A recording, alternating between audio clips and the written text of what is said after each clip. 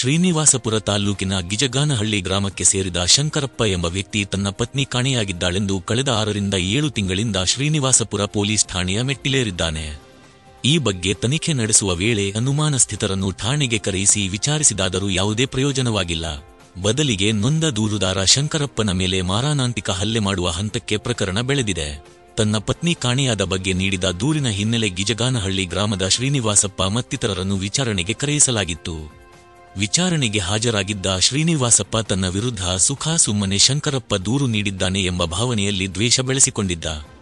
ಈ ಹಿನ್ನೆಲೆ ಶನಿವಾರ ಬೆಳಗ್ಗೆ ಶ್ರೀನಿವಾಸಪ್ಪ ಶಂಕರಪ್ಪ ಮೇಲೆ ಮಚ್ಚಿನಿಂದ ಮಾರಣಾಂತಿಕ ಹಲ್ಲೆ ಮಾಡಿ ಗಾಯಪಡಿಸಿ ಪ್ರಾಣ ಬೆದರಿಕೆ ಹಾಕಿದ್ದಾನೆ. ಗಾಯಗಳಿಂದ ಶ್ರೀನಿವಾಸಪುರ ಸರ್ಕಾರಿ ಸಾರ್ವಜನಿಕ ಆಸ್ಪತ್ರೆಗೆ ದಾಖಲಾಗಿ ಚಿಕಿತ್ಸೆ ಪಡೆದು ಶ್ರೀನಿವಾಸಪುರ ಪೊಲೀಸರಿಗೆ ದೂರು ನೀಡಲಾಗಿದೆ. ತಾನು ಹೇಳಿಕೆಯನ್ನು ದೂರಿನಂತೆ ಪೊಲೀಸರು ಪ್ರಕರಣ ದಾಖಲಿಸದೆ ಶ್ರೀನಿವಾಸಪ್ಪನಿಗೂ ಗಾಯಗಳಾದ್ದಾವೆ. ಆತನು ದೂರು ನೀಡಿದ್ದಾನೆ ಎಂದು ಬೇಜವಾಬ್ದಾರಿತನ ತೋರಿಸಿ ಬೇಕಾಬಿಟ್ಟಿಯಾಗಿ ಪ್ರಕರಣ ದಾಖಲಿಸಿ ತನಗೆ ಅನ್ಯಾಯವೆಸಗುತ್ತಿದ್ದಾರೆ ಎನ್ನುತ್ತಾನೆ ನೊಂದ ಗಾಯಾಳು ಶಂಕರಪ್ಪ. ಹಲ್ಲೆ ಮಾಡಿದ್ದ ಶ್ರೀನಿವಾಸಪ್ಪನಿಂದ ನನಗೆ ಅಪಾಯವಿದೆ ಎಂದು ಸಾಕಷ್ಟು ಬಾರಿ ಪೊಲೀಸರಲ್ಲಿ ದೂರು ನೀಡಿದ್ದರೂ ಯಾವುದೇ ಕ್ರಮ ಕೈಗೊಳ್ಳದೆ ಮೀನಾಮೇಷ ತೋರಿರುವುದೇ ಇಂದು ನನ್ನ ಮೇಲೆ ನಡೆದ ಮಾರಣಾಂತಿಕ ಹಲ್ಲೆಗೆ ಕಾರಣವೆನ್ನುತ್ತಾನೆ ನೊಂದ ಗಾಯಾಳು ಶಂಕರಪ್ಪ.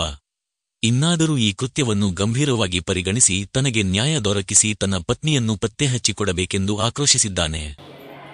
సార్ నిన్న పొద్దున్న 6 గంటలకే వాడు ఊరికి వచ్చి నన్ను మసగా తెచ్చి తరుముకొని వస్తే వచ్చింది మసగా చేహకొచ్చా ఇడేసా పడిపోయా. ఫస్ట్ కొరికేస్తారు పెదవు మీద కొరికిందే మసగా లేచాను. ఇటు తనక ఉంచి ఒకటికే తలకు పడిపోయా సార్. నాకు మట్లేదు. మళ్ళీ మా అమ్మ వచ్చి నీళ్ళు కొని తెచ్చి తోడుకోపోయింది. మళ్ళీ మేము ఎవరుగా తోడుకొని వచ్చి ఇట్లా విడిచిపెట్టి మా వదిన ఇల్లంతా చేరి విడిచిపెడితే కంప్లైంట్ రాసుకోపోయినారు సార్. రాసుకొని పోయి మేము చెప్పింది ఒకటి రాసుకున్నారు సార్. వాళ్ళు వేరే ఏమో రాసుకున్నారు. మేము నా పెళ్ళాము 7 నెలలు అయిన సార్ మిస్ అయ్యే. అవన్నీ పోషణిక కేసులు నడుస్తూ ఉండే ఊర్లో అంతా పిలుచుకొచ్చి అడిగిరి. ఇన్ని 2-3 కితాలు సీనప్ప అనేవని 2-3 కితాలు పిలుచుకొచ్చి అడిగితే మా ఇంటి మీద 2 కితాలు గలాట్కి వచ్చిండే. నైట్ గలాట్కి వచ్చినా చంద్రు సార్కి వీళ్ళకంతాను ఫోన్ చేసి అప్పుడే చెప్తే చంద్రు సారు మరుసనాడు వానికి ఫోన్ చేసి పిలిపించి ఎవరు వాడిని పోయేది అని చెప్పి అడిగి బదిరించి పంపించినా కూడాను నిన్న పొద్దున్న 2-3 కితాలు కంప్లైంట్ ఇస్తుంది. పోలీసు వాళ్ళు 3 కితాలు 4 కితాలు నన్ను పోలీస్ స్టేషన్కి పిలిచిడ్రి. వాళ్ళు నాకు వచ్చి పెరకలేదు, నువ్వు నాకు వచ్చి పెరకలేదు. ఇప్పుడేమైతుందరే నేను ఇంకా నరుకుతాను అని చెప్పింది. మచ్చగా తెచ్చుకొని వచ్చి నాకు తెరుముకొచ్చి నరికినాడు సార్. నన్ను చంపేసే దాంట్లో ఉండారు. నేను ఆపద కూడా సార్ వాళ్ళకి చెప్పినాను. నాకు వాళ్ళని ఇంకా తొందర ఉంది సార్ అని చెప్పినాను. సార్ వాళ్ళు నన్ను సరిగ్గా మన్నగా నా పెళ్ళాం మిస్ అయిన కేసులన్నా పట్టించుకొని నా పెళ్ళాన్ని కొట్టిలేదు. ఇప్పుడు ఈ కేసులన్నా నాకు న్యాయం జరగలేదు. నాకు న్యాయం చేయాల సార్ వాళ్ళు. నాకు అంత మాత్రం మీకు న్యాయం చేయాలి సార్. నా పెళ్ళాముని పాకొట్టుకొని నేను ఉన్నిందంతా పాకొట్టుకొని కూలి చేసుకునే కూడా లేకుండా నేను ఉన్నాను.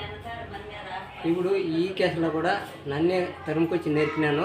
ఇద్దరు సమానం ఏట్లు అని చెప్తాను. వారికి ఏడ ఏట్లు నేను ఏడ కొట్టినానో చూపేమన్నాను సార్. నేను ఎవరిని గేట్ వేసిండాడు. నన్ను తరుముకొని వచ్చి నరికిండాడు.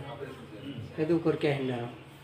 నన్ను ఊర్లో బతుకుని చల్లని అవాజులు వేసి ముందు సార్ చంద్ర సార్కి సర్కాల్ సార్కి అందరికీ చెప్పినాను. సార్ నన్ను ఊర్లో బతుకున్నారంట, ఊర్లో లేకుండా చేస్తామంట. నా పెళ్ళాం నిన్ను కూడా అవాజులు వేసినాడు. నేను ఊర్లోనే లేకుండా చేస్తాను అని చెప్పి తొలి అవాజులు వేసిండాడు. ఇప్పుడు అవాజులు వేసి నిన్న పొద్దున్న కూడాను నీ పెళ్ళాంని లేకుండా చేసినాను, నిన్ను లేకుండా చేస్తే ఏం చేస్తామని చెప్పి ఇంత మాత్రం చేసినాడు. చేసి నేను ఈడొచ్చి హాస్పిటల్ అడ్మిట్ అయ్యి కొనుక్కొని ఉంటే సార్ వాళ్ళు వచ్చి ఈత కంప్లైంట్ నేను చెప్పి నువ్వు రాసిపోయినా సార్, వేరే ఏమో రాసుకొని పోయినారు. ఇట్లా నా పెళ్ళాంని ఇట్లా వాడే లేకుండా చేసినాడు, నన్ను ఇట్లా తనకొచ్చి నరుకుతున్నాడు అంటే ఇంత మాత్రం ఇద్దరిది ఏర్పాటు చేసి ఇంత మాత్రం చేసి పెట్టారు సార్. మాకు న్యాయం జరగాలి సార్. ఇప్పుడు సార్ వాళ్ళు ఇంకా నాకే